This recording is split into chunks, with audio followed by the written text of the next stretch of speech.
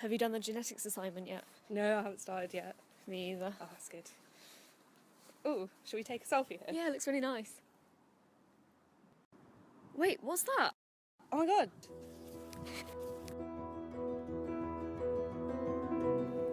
Hello, can you hear me?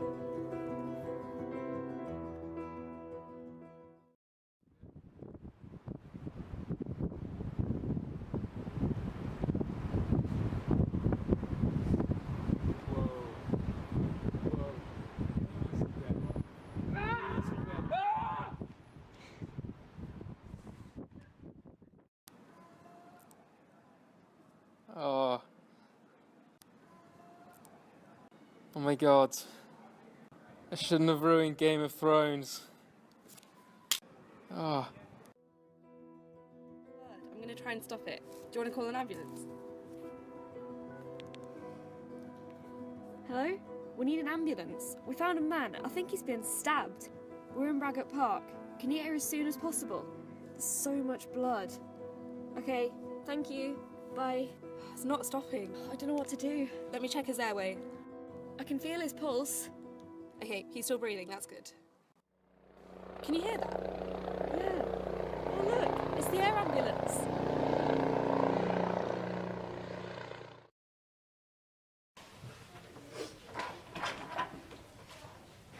Doctor. How's the guy we found doing? Is he okay? Yeah, we've managed to get him into surgery and we've stopped the bleeding, but I think if you'd like to find out a bit more, should we go somewhere else to talk? Yeah, definitely. Okay, there's a consultation room here. Okay.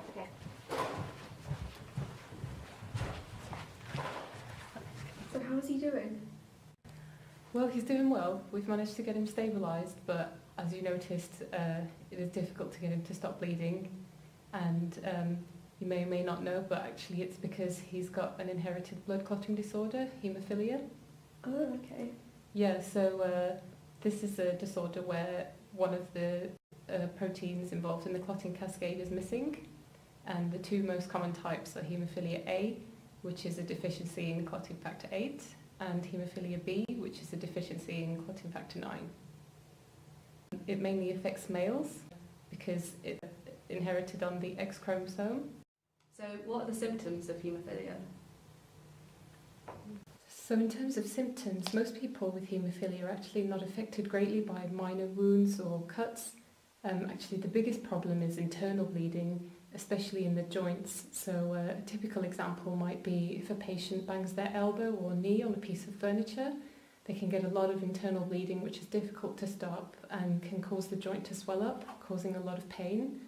And the whole process actually causes a lot of damage to the joint, which makes it even more likely that they could have injury in future.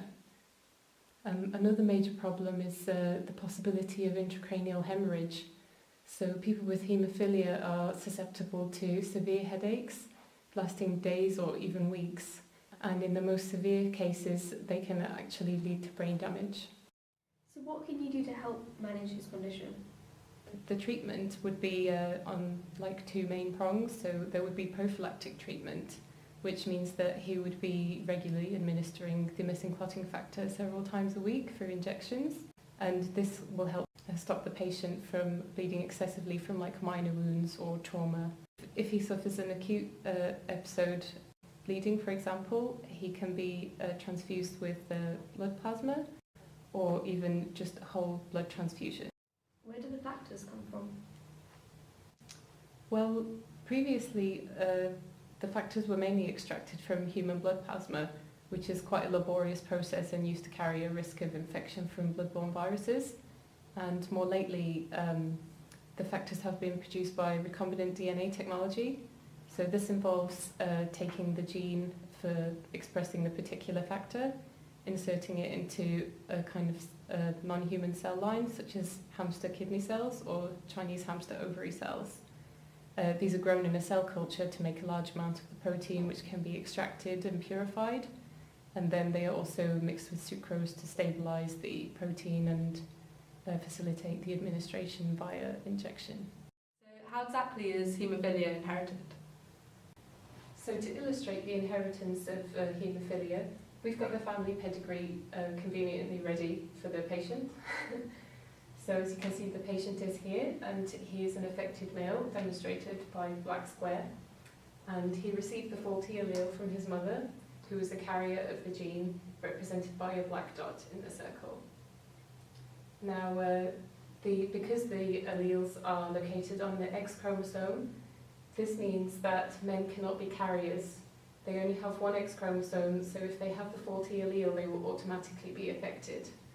So you can see that the patient's grandfather was affected, and all affected males will automatically pass on the gene to their daughters, who will become carriers. But they cannot pass on the faulty allele to their sons, since they only give their sons a Y chromosome. Thanks so much for taking the time to explain this to us. Yeah, it's been really interesting. Thanks so much for looking after him. No, it's no problem at all. I hope that's gone some way to explaining what happened to your friend, and I think it's thanks to you guys' quick thinking that we were able to save him.